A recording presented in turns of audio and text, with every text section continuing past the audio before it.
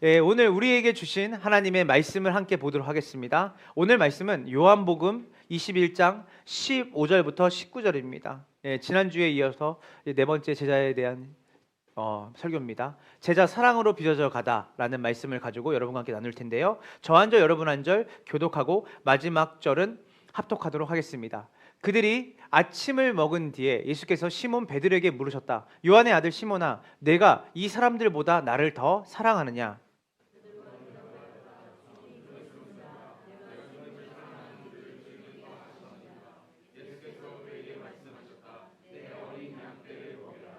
예수께서 두 번째로 그에게 물으셨다. 요한의 아들 시몬아, 네가 나를 사랑하느냐? 베드로가 대답하였다. 주님, 그렇습니다. 내가 주님을 사랑하는 줄을 주님께서 아십니다. 예수께서 그에게 말씀하셨다. 내 양떼를 치라.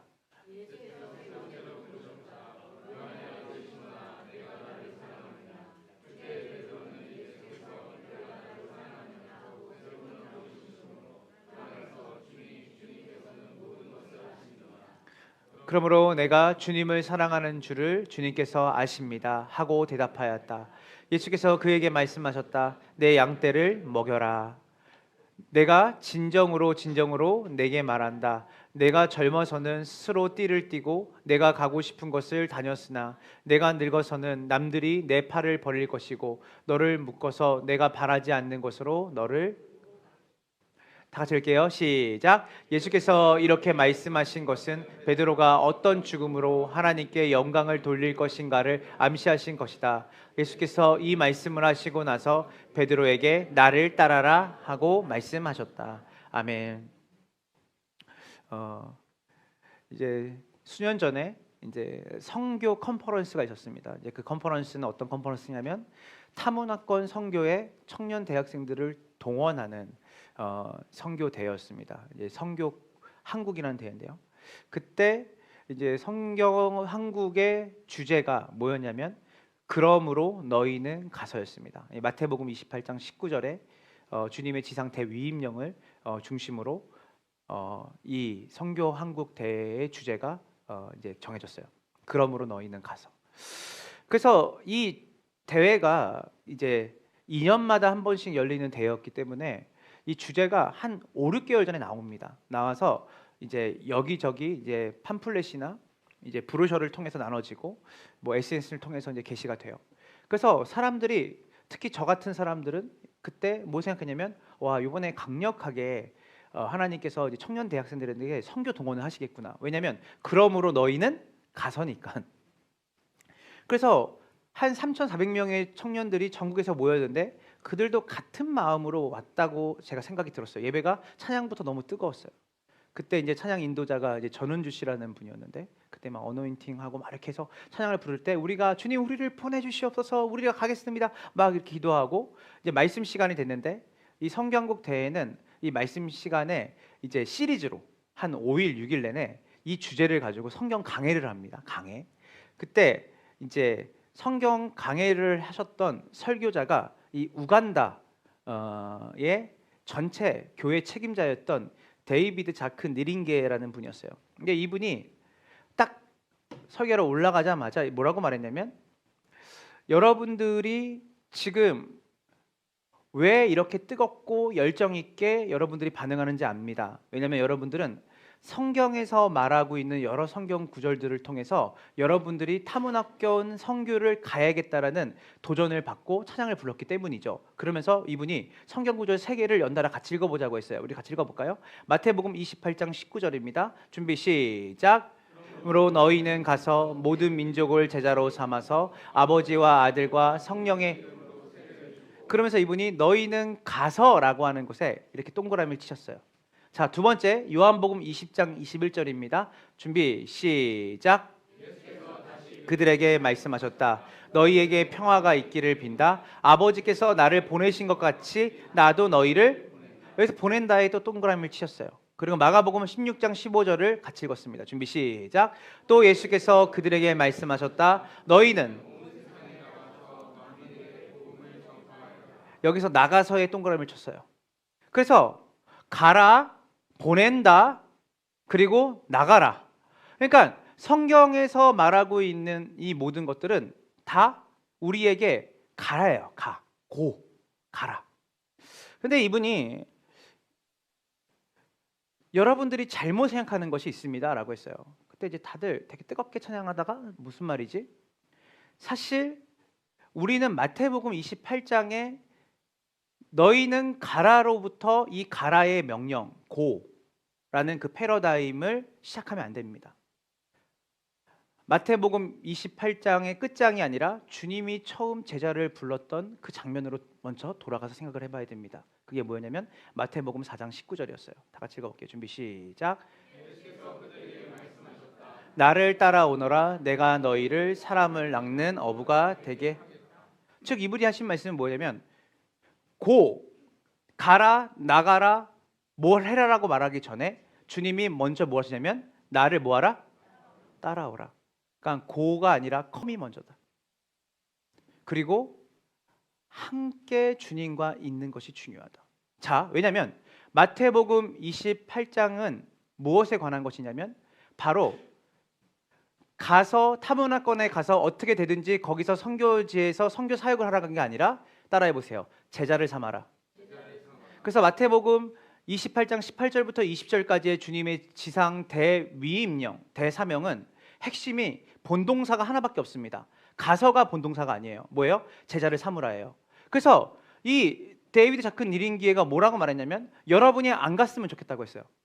거기 수천 명 청년들한테 막 가려고 이미 불이 붙었는데 첫 시간부터 여러분 같은 사람이 가면 안 된다. 그러니까 가는 게 중요한 게 아니라 누가 가냐가 중요한데 그 누구냐면 예수님의 부르심을 받고 예수님과 함께하는 제자가 가야 된다고 했어요. 왜냐하면 제자를 삼는 명령이니까. 그래서 제자가 아닌 사람이 열받아서 가면 선교지가 오히려 세상의 가치를 물들어 버린다고 했어요. 그래서 나이키의 슬로건이 있죠. Just do it. 그러니까 뭔가를 우리가 어떻게 되든 거기 가면 뭔가가 일어나겠지가 아니라 어떤 환경을 바꾸는 게 아니라 중요한 거는 제자, 그리스도의 제자가 제자를 낳는 일이기 때문에 그리스도의 제자가 아닌 사람이 가면 곤란하다.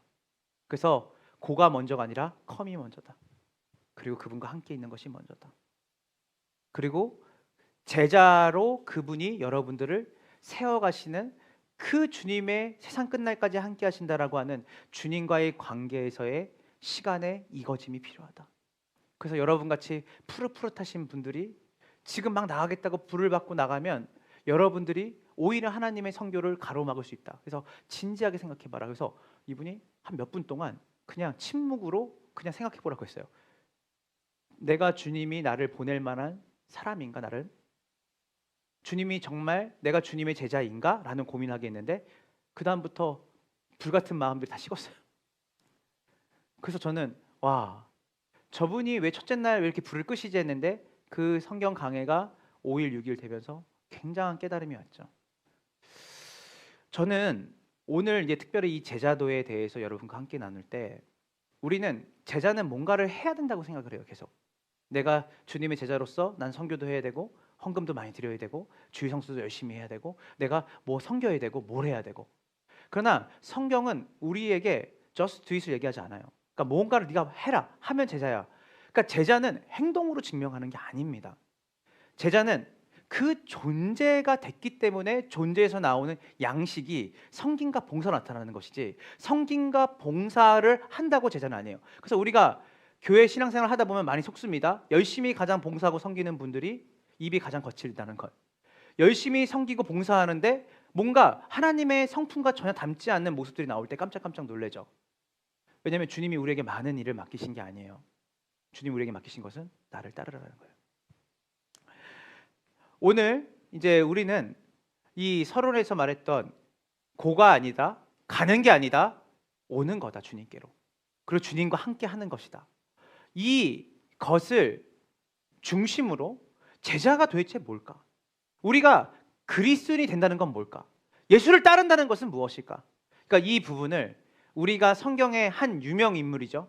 베드로라는 인물을 통해서 이 제자가 무엇인지, 제자도가 무엇인지를 우리는 오늘 마지막 제자에 대한 마지막 시간으로 오늘 이 베드로를 통해서 우리의 삶을 동일시하고 우리가 제자가 무엇인지를 오늘 말씀을 통해 배워보려고 합니다.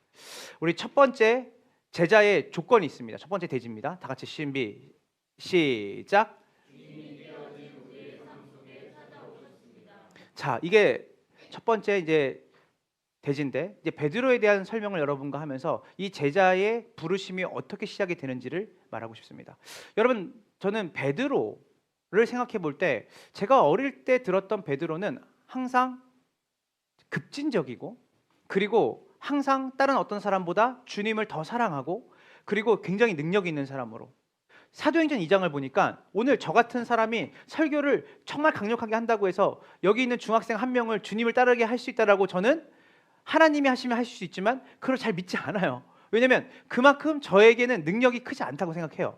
근데 제가 그 주일학교 때 들었던 사도행전 2장의 설교를 보면 베드로가 오순절 마가야 대락방에서 성령이 임하고 나서 그가 설교를 했는데 수천 명이 주님께 돌아오는 일이 있어요. 설교 한 편으로. 여러분, 제가 여기 나가서 확성기 들고 여러분 예수 믿으십시오, 주님에 대해서 말하면 이 호반 아파트 전 세대가 저희가 예수님 믿겠습니다 라는 그 광경을, 그 이상의 광경을 베드로는 본 거예요. 그래서 베드로 생각할 때 베드로 정말 능력 있다라고 어릴 때 생각을 했고요.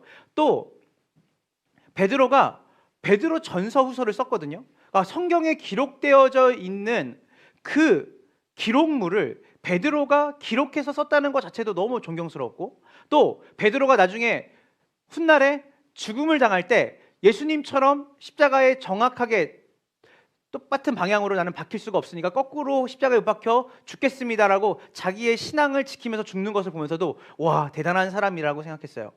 근데 그 도전을 받으면서도 저는 그 베드로와 저를 동일시키지 못했던 이유는 뭐냐면 베드로가 너무 위대했다고 생각했기 때문이에요. 위대한 사람이다. 그래서 한 동화나 내가 꿈꾸는 어떠한 그 이상향의 이분이 있지만 이분과 나와는 좀 약간 결이 다르다고 생각을 했어요. 마치 바울처럼, 베드로 같은 사람은. 그런데 이제는 제가 베드로를 보는 관점이 달라졌어요. 이 말은 뭐냐면 제가 제자가 어떤 사람이 제자일까? 바른 신앙이 뭘까? 도대체 신앙이라는 게 뭘까? 교회를 다닌다는 게 뭘까? 예수님을 따른다는 게 뭘까? 그리고 정말 하나님을 사랑한다는 게 뭘까에 대한 이 생각이 주일학교 때부터 한 지금이 훨씬 깊어진 것은 맞는 것 같습니다. 그래서 이 베드로의 생애를 통해서 정말 제자가 뭘까? 정말 베드로는 넘사벽일까? 우리가 정말 근접할 수 없는 정말 대단한 하나님의 사람이었을까를 다시 재정립하고 정의하는 시간을 통해서 정말 큰 은혜가 이 베드로의 생애 속에 있구나라는 걸 우리가 같이 바라볼 수 있는 것이죠. 자, 저는 그 톰 라이트라고 하는 세계적인 신학자입니다. 이 사람이 이렇게 말했어요. 세상에 위대한 사람은 없다. 위대한 하나님의 사람은 없다. 여러분, 위대한 하나님의 사람이 없어요. 여러분, 위대한 목사도 없습니다. 우리가 큰 교회 한다고 위대한 목사가 아니라, 대단하게 건물을 짓는다고 위대한 사람이 아니라, 제가 설교를 해서 수천 명을 뒤집어 놓는다고 위대한 설교자가 아닙니다. 톰 라이트는 이렇게 얘기했어요. 위대한 사람은 없다. 위대한 하나님께 붙들린 작은 믿음을 가진 사람만 존재할 뿐이다. 하나님만 위대하세요. 위대한 사람 없습니다. 여러분이 누군가를 위대하다라고 말할 때 그것은 성경적이지 않아요. 하나님만 위대하세요. 그 하나님 앞에 작은 믿음을 가진 죄인들만 존재할 뿐인 거예요. 자, 그렇기 때문에 베드로의 생애는 특별하거나 위대한 사람의 생애가 아니라는 것을 여러분에게 전제하고 있는 겁니다. 자, 그럼 베드로는 성경에 보면 수제자라고 말하는데, 예수님의 가장 가까운 제자라고 말하는 베드로의 첫 번째 예수님과의 만남, 그리고 이후에 예수님이 베드로를 제자로 부르실 때 언제 어디서 어떻게 제자로 부르셨는지에 대해서는 잘 모르신 분들이 많아요. 그래서 우리가 베드로를 예수님이 제자로 부르시는 그 장면을 한번 성경을 통해 들어가 보도록 하겠습니다. 누가복음 5장 4절부터 5절입니다. 다 같이 한번 읽어볼게요. 준비 시작. 여기서 말하는 시몬은 베드로에게 예수님 베드로라는 이름을 주기 전에 있었던 이름이 시몬입니다. 깊은 데로 저 나가서 그물을 내려 고기를 잡아라. 시몬이 대답하였다. 선생님, 우리가 밤새도록 애를 썼으나 아무것도 잡지 못했습니다. 그러나 선생님의 말씀을 따라 그물을 내리겠습니다. 계속 읽을게요. 그대로 하니 많은 고깃대가 걸려들어서 그물이 찢어질. 자, 여기까지 할게요. 예수님이 베드로를 만났을 때 그 제자로 부르기 전에 만났던 시점은 어떤 시점이었냐면, 베드로는 어부였습니다. 어부. 사실은 유대인들은 자기의 직업을 가업으로 내려요. 그래서 베드로가 자기가 직업을 업으로 선택했다기보다는 아버지가 할아버지가 그냥 뱃사람일 가능성이 되게 농후합니다. 그래서 베드로는 어떻게 보면 가장 물고기를 잡고 그리고 어떻게 그 자기가 있는 그 지역의 갈릴리의 모든 그 물의 흐름이나 조류를 잘 파악하고 있는 사람 중에 한 명이죠. 근데 이상한 날이에요. 여러분, 베드로는 어부였어요. 그러니까 직업이 어부였기 때문에 그는 취미로 낚시를 하거나 그 취미로 내가 물고기 한번 잡으러 가야지라는 그런 사람이 아니라 실제로 뭐냐면 이거를 직업으로 갖는 건 다른 문제예요. 그러니까 이 사람은 물고기를 잡아서 먹고 사는 사람이었기 때문에 대부분 그 사람은 물고기를 어떻게 잡아야 되는지, 어디에 물고기가 많은지, 어떤 그물을 써야 되는지를 누구보다 잘 알고 있는 그 지역의 뛰어난 어부였어요. 근데 그날은 물고기 한 마리도 밤새도록 못 잡은 거예요. 이런 일은 베드로에게도 난생 처음이었을 거예요. 여러분, 자, 예수님이 베드로를 찾아갔던 지점이 뭐냐면 베드로가 뭔가 많은 것을 누리고 많은 것을 가졌을 때 예수님이 베드로를 찾아간 게 아니에요. 여러분 한번 잘 생각해 보세요.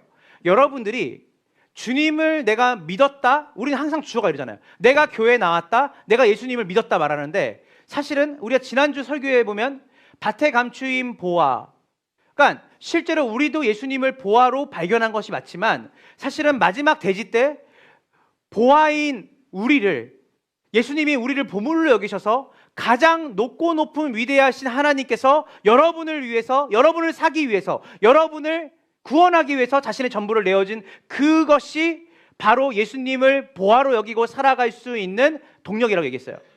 한번 따라해 보세요. 내가 주님을 찾은 게 아니라 주님이 나를 찾아오셨다. 이게 되게 중요해요. 그래서 우리 편에서 주님을 찾은 게 아니라 진리를 우리가 찾은 게 아니라 진리가 우리를 찾은 거죠. 예수님이 베드로에게 찾아왔는데 아까 말했지만 베드로의 삶은 우리와 동일한 제자의 여정을 보여주는 대표적인 인물입니다.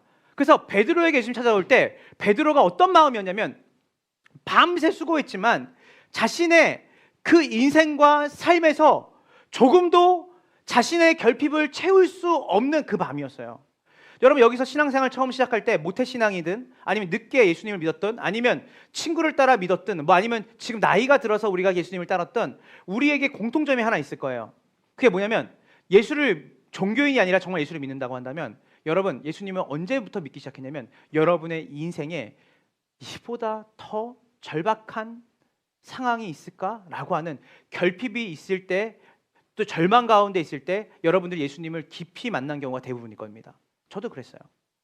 대부분의 사람들은 90% 이상이 자기가 뭔가 대단하고 뭔가 만족하고 뭔가 결핍이 없을 때 교회를 다니고 신앙생활 하는 사람은 거의 없습니다. 다 어떤 거냐면 집이 부도가 나거나 몸이 많이 아프거나 관계가 끊어지거나 더 이상 재정적인 문제를 내 힘으로 해결할 수 없는 열악하고 어려운 상황에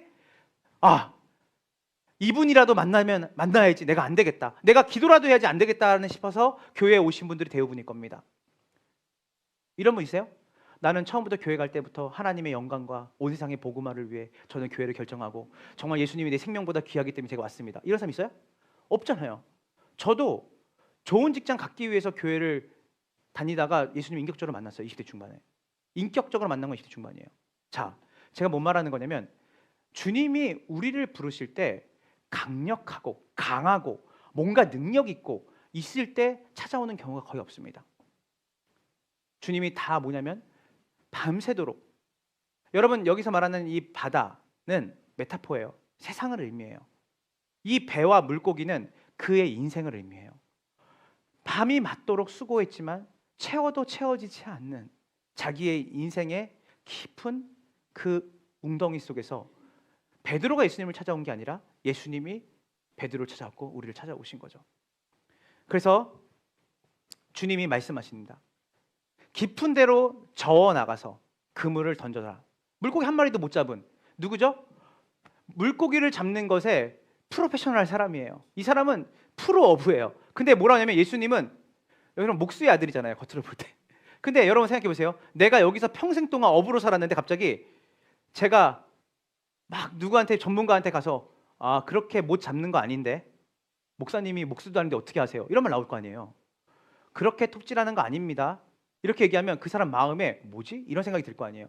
그러면서 제가 말하는 거 하나도 안 들을 거예요. 자기가 하는 거대로 하겠죠. 오랫동안 했으니까. 그런데 이날 베드로에게 가서 뭐 했냐면 깊은 데로 저어 나가서 그물을 내려 고기를 잡아라. 밤새도록 수고해서 해가 떴는데 깊은 데로 가서 그물을 던져서 물고기 잡으라는 말은 그 당시에 베드로의 상식과 지식으로는 이해가 되지 않는 행동이에요. 왜냐하면 물고기는 밤에 깊은 곳에 있거든요. 그러니까 그가 지식과 경험으로 얻은 것과는 전혀 다른 말씀을 하신 거예요. 근데 베드로가 그 말씀에 순종했어요. 평상시 같은 순종 안 했을 거예요. 평상시 같았으면 저 선생님 좀 이상한 거 아니야? 어부인 나한테 뭘 가르친다고. 근데 베드로가 그때는 간절했어요. 우리가 언제 하나님의 말씀이 들리냐면 내 삶에 모든 안전지대가 무너졌다고 느낄 때예요. 내 삶에 정말 이거라도 없으면 나는 죽을 것 같다라고 하는 그 절박함이 주님의 말씀을 들리게 만들어요. 베드로가 깊은 데로 저 나가서 그물을 내려 고기를 잡으라고 했을 때 선생님 우리가 밤새도록 애를 썼으나 아무것도 잡지 못했습니다. 그러나 선생님의 말씀을 따라 그물을 내리겠습니다. 그렇게 그물을 내렸는데 어떤 일이 벌어졌죠? 누가복음 5장 6절부터 8절입니다. 우리 다 같이 읽어볼게요. 준비 시작. 그물이 찢어질 지경이었다. 그래서 그들은 다른 배에 있는 동료들에게 손짓하여 와서 도와달라고 하였다. 그들이 와서 고기를 2배에 가득 채우니 배가 가라앉을 지경이 되었다. 시몬 베드로가 이것을 보고 예수의 무릎 앞에 엎드려 말하였다. 자기의 상식, 내가 어부로서 가졌던 상식이 아닌 전혀 다른 반대로 물고기를 잡으라고 그물을 던지라고 했는데 그물이 찢어질 지경이 됐고 그 물고기를 실은 물고기를 잡은 그물을 배에 실으니까 배가 떠야 되는데 잠길 정도로 이러다가 배가 가라앉는 거야 아닐 정도야 할 정도로 물고기가 풍성하게 잡힌 거예요. 감당이 안 될 정도로. 뭐냐면 그의 인생에 처음으로 이만한 풍요와 부요가 있었을까? 라고 하는 생각을 할 만큼 예수님의 말씀을 따라 했더니 그의 인생과 삶이 채워지는 경험을 한 거예요. 자, 여러분 만약에 이런 일들이 여러분에게 있다고 생각하면 어떻게 하겠습니까? 저 같으면 오, 선생님 대단한데요? 제가 땡 잡았는데요? 이 물고기 팔아가지고 제가 뭘 할 수 있을까 너무 기대가 되고 정말 저는 선생님 덕에 호의호식하게 생겼습니다. 우와, 난 물고기 많이 잡았다 라고 외치고 그것을 가지고 어떻게 쓸까 먹을까 그리고 예수님을 또 이용해서 얼마나 또 한 몫을 챙길까 라고 하는 번영으로 가기 쉬운데 이때 베드로가 했던 행동은 좀 약간 난해 구절이에요. 난해 구절. 자, 우리 8절 한번 다 같이 볼게요. 8절 다 같이 볼게요. 8절입니다. 준비 시작.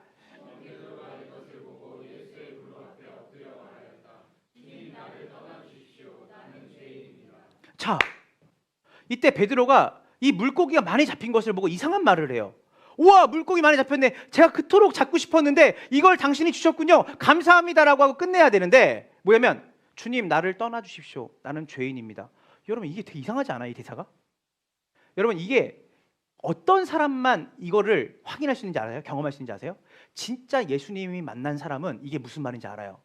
저는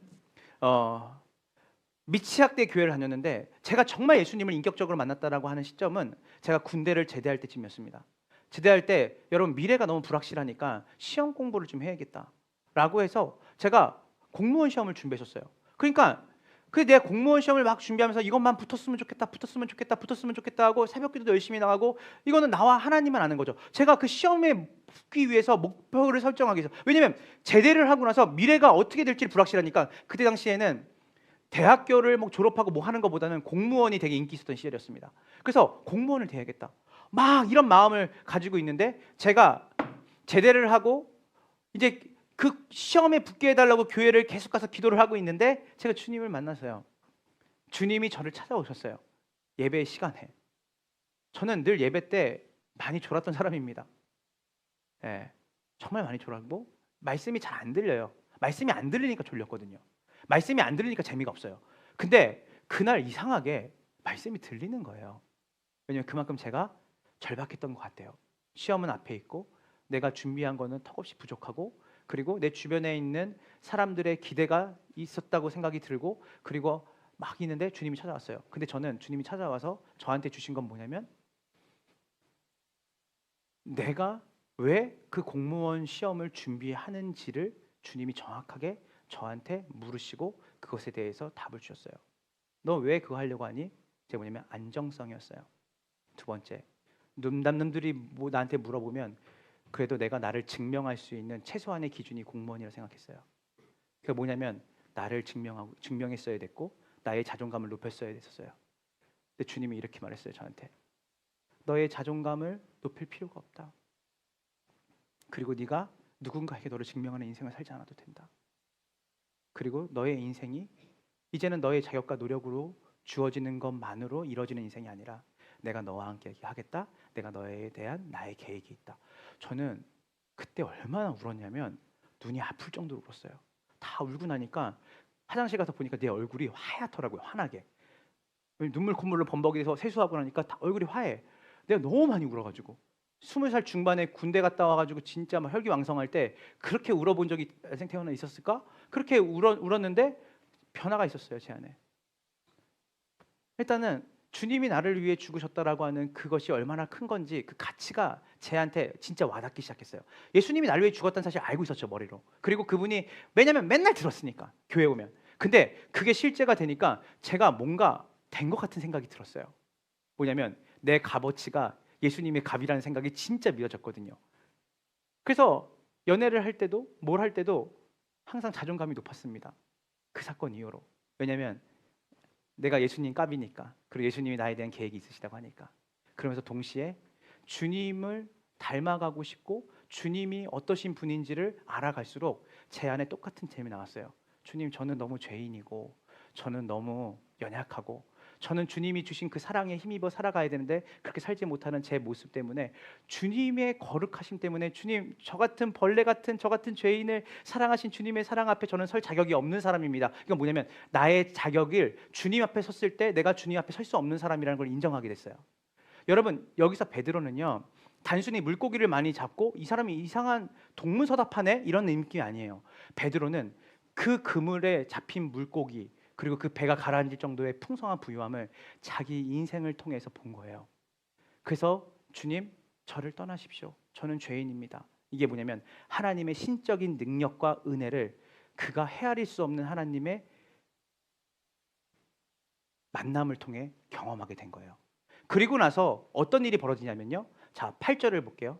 자, 8절, 우리 10절, 11절 읽어볼게요. 준비 시작.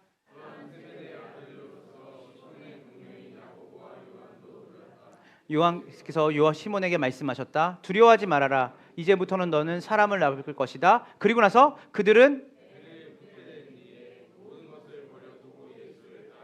자, 여러분, 뭐가 먼저예요? 모든 것을 버리고 내가 예수님을 따라야겠다가 먼저가 아니에요. 뭐가 먼저냐면 내 인생과 내 삶에서 나를 증명해야지만 끊임없이 사람들에게 박수받고 사람들이 볼 때 그래도 이 사람 그래도 괜찮은 사람이야 라고 보일 정도의 삶을 영위해 나가고, 그리고 내가 내 인품과 인격을 늘 위선으로 감추며 살아가면서 괜찮다고 생각하는데 어느 순간에 내 인생에 아무것도 남지 않은 것 같은 공허한 그 밤에 예수님을 진짜 만난 사람, 이분이 나의 생명이 되는구나, 이분이 나의 부요함이 되는구나, 내 결핍을 그 어떤 걸로도 채울 수 없었는데 이분이 나를 채우실 수 있는 분인데 이분이 하나님이시구나, 이분의 거룩함, 이분의 차별되어져 있는 전지와 전능과 풍성함을 맛보고 나서 나오는 당연한 결과는 뭐냐면 내가 이분을 따라가고 싶은 거예요. 모든 것을 버리고 내가 이분을 따라가고 싶어지는 거예요. 여러분, 이거는 그래서 제자는 뭘 경험해야 되냐면 나를 찾아오신 예수님을 만나야 돼요. 주님을 만나지 않은 사람들이 제자 흉내를 내면 쓴뿌리가 많아요. 내가 얼마나 수고했고 내가 얼마나 뭐 했는데. 주님이 베드로한테 두려워하지 말라. 내가 너를 사람을 낚을 것이다. 너를 통해서 내가 내 일을 할 거다. 그랬더니 뭐야 이 사람, 이게 아니라 모든 것을 버려두고 예수를 따랐어요. 자, 여기서 끝나면 너무 해피엔딩이잖아요. 우리가 원하는 거. 주님, 저도 모든 것을 버리고 주님을 따를 만큼 주님을 깊이 만났습니다. 주님 사랑합니다. 주님, 제 인생의 배에 주님이 타셔서 저의 배에 물고기를 가득 채운 그 부유함과 풍성함을 주님이 저에게 주셨죠. 주님, 저는 모든 것을 버리고 주님을 따르기로 결단했습니다. 끝나면 얼마나 좋아요. 자, 그런데 이제부터 베드로가 오해하고 착각했던 일들이 시작이 돼요. 자, 우리 두 번째 대지를 다 같이 한번 읽어볼게요. 준비, 시작. 자, 우리가 착각이 있는데 이제 이렇게 모든 것을 버리고 주님을 따르게 되면 이제 나는 주님의 신실한 제자로 살아갈 수 있다고 생각하는데, 이제부터 여러분들이 베드로의 인생을 쭉 보다 보면 어떤 게 나오냐면, 아, 내가 베드로보다 낫지 않을까 생각을 해요. 얼마나 수없이 넘어지고 좌우충돌하는지, 와, 쉽게 말해서 이런 게 제자라고? 라는 생각이 툭툭 튀어나와요. 근데 동시에 뭐가 나오냐면 위로를 받아요. 아, 베드로도 이랬구나. 베드로가 오해했던 첫 번째 착각은 뭐였냐면요, 베드로는 자기가 단번에 제자가 됐는 줄 알았어요. 단번에. 한번 따라해 보세요. 하나님은 우리를 시간 속에서 빚어가신다. 자, 여러분, 예수님의 성육신을 생각해 보세요. 예수님이 이 땅에 고타마 시타르타 아시죠? 여러분, 석가모니가 저는 옛날에 위인전기 석가모니 읽으면서 정말 진짜 어릴 땐 그게 그렇게, 초등학교 때 진짜로 믿었어요. 석가모니가 태어나자마자 아시죠, 여러분? 걸어다니면서 이러잖아요. 하늘 가리키면서 천상천하 유아독존 얘기하고 막 그래서 와, 석가모니 뭐가 다르다. 이렇게 생각해요. 근데 여러분, 모든 사람들이 신화를 만들어내거나 뭔가 어떤 사람을 추종할 때 약간 판타지를 심어놓잖아요, 여기다가. 근데 예수님은 마리아라고 하는 여성의 자궁에서 우리가 똑같이 그 10달을 있으셨어요. 그리고 태어나셔서 모유를 먹었겠죠. 예수님은 또 그리고 우리 선우와 같이 진짜 질풍노도의 7살을 보냈을 거예요. 그리고 뭐 10살, 12살, 우리 사랑이처럼 13살의 사춘기를 겪었겠죠. 막 말하면 막 그냥 막 째려보고 막 이렇게 하는. 근데 예수님은 죄는 없으셨으니까 그냥 예수님이 그냥, 여러분 생각해보세요. 제가 뭘 말하고 싶냐면 예수님이 우리와 같은 생애 주기를 사셨다는 거예요. 여러분 이 생각 한번 깊이 해보셔야 돼요. 그 말은 뭐냐면 하나님이신 그분이 성육신하셔서 시간 안에서 머무셨다는 거예요. 여러분, 가장 우리가 경계되는 신앙이 뭔지 아세요?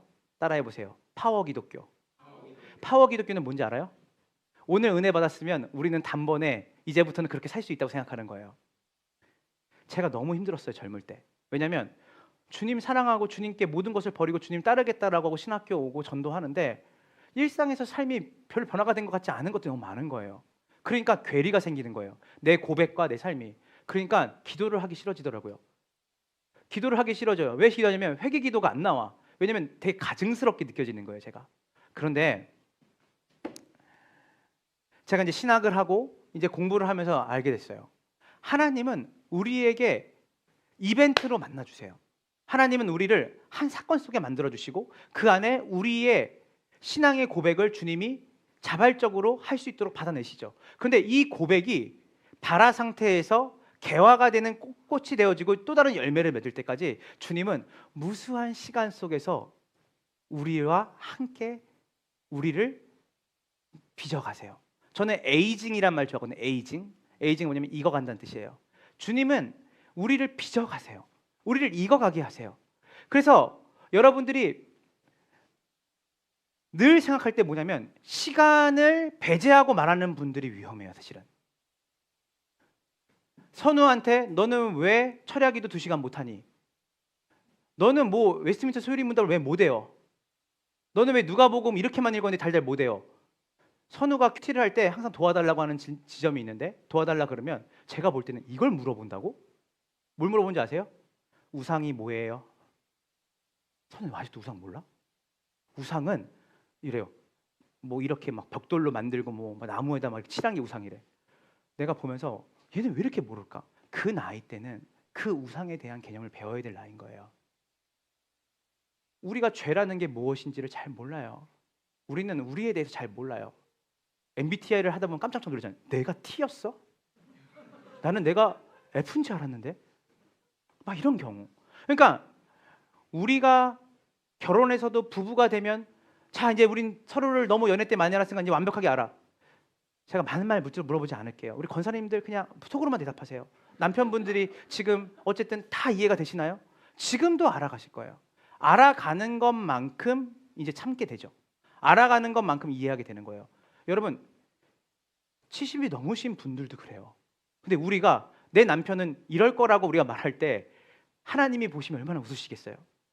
우리의 결혼 생활도, 우리의 인생도, 삶도, 특별히 신앙생활도 하나님이 시간 속에서 우리를 빚어가시는지를 믿으시길 간절히 소망합니다. 이것이 베드로가 생각했던 첫 번째 착각이었어요. 나는 이제 제자다. 나는 이제 이렇게 살 수 있다. 근데 착각이었죠. 베드로는 진짜 많이 넘어집니다. 넘어질 때마다 막 머리를 쥐어뜯는 게 한두 번이 아니었을 거예요. 베드로가 이 원리를 나중에 깨닫게 돼요. 자, 두 번째 착각이 있습니다. 그것은 뭐냐면 베드로는 예수님이 행하셨던 기적과 가르침에 늘 가장 가깝게 있던 사람이에요. 제가 한번 재밌는 상상을 해봤어요. 여러분, 베드로, 예수님이 항상 어떤 기적, 죽은 사람을 살릴 때 얼마나 많아요. 그때마다 누가 예수님 옆에 있었을까요? 빠지지 않고 있던 사람이 베드로예요. 우리가 여러분 12제자 이름 못 외워도 베드로, 요한, 야고보는 외우시죠? 왜냐하면 성경에 가장 많이 나오는 제자들 이름인데 그들을 이너서클이라 그래요. 주님의 가장 근처에 행간에 있던 제자들이에요. 근데 거기에 베드로는 맨 앞에 있어요. 그래서 베드로의 좋은 애칭이 있어요. 뭐죠? 수제자예요. 수제자. 수제자가 어디 있겠어 사실은. 근데 베드로의 이름이 맨날 앞에 있으니까 빼어날 숫자를 붙이는 건데 빼어나지도 않아요 베드로가 사실은. 근데 그 베드로가 항상 봤던 유익은 뭐냐면 여러분 앞에서 누군가가 죽었다고 하는 사람을 살린다고 생각해 보세요. 여러분 어때요? 이미 다 죽었다고 장례를 치르고 염을 하려고 그러는데 이는 죽지 않았다. 그래서 딱 살리는데 내가 거기서 그걸 보고 있는 거예요. 그럼 우리 믿고 싶지 않아도 믿어질걸요? 그리고 평생 동안 소경이었던 사람, 눈을 못 뜨고 막 이렇게 살았던 사람에게 갑자기 막 침 뱉고 지능 묻히더니 자 가라 눈이 떠져. 그거를 봐. 근데 이거를 귀로 들은 게 아니에요. 베드로는 항상 요 앞에서 봤어요. 변화산 사건 때 예수님이 진짜 하나님이심을 드러나는 그 사건도 베드로는 그것을 코앞에서 봤던 사람이에요. 물론 우리는 성령을 통해서 말씀을 우리는 실제로 이 상황에 들어가지 않았지만 성령을 통해서 말씀을 실제로 경험한 것처럼 성령께서 우리에게 이해를 도우시지만 실제로 이 사람들은 오감으로 느꼈는데 그 중에 가장 최전방에 있던 게 베드로였단 말이에요. 제가 좀 재밌는 말이지만 진짜 재밌는 이야기지만 제가 진짜 깊이 있게 묵상했던 게 있는데 바로 오병이어 사건이었어요. 오병이어. 여러분 오병이어 아세요? 예수님의 가르침을 받기 위해서 병을 낫기 위해서 또 귀신 여러 가지의 이해관계 속에서 예수님을 따랐던 사람이 5,000명이 됐는데 이들이 빈들까지 따라온 거예요. 거대한 이렇게 들판에까지 예수님을 따라온 거예요. 근데 그때가 밥 먹을 시간이야. 그랬더니 예수님이 이들이 배고픈 것을 알고 이제 먹을 거를 막 이렇게 하려고 하는데 갑자기 여러분 잘 아는 것처럼 한 소년이 예수님 앞에 기특하죠. 이 조그만 애가 와서 자기가 엄마가 싸준 도시락을 가져와서 예수님께 드린 거예요. 예수님 배고프실까 봐.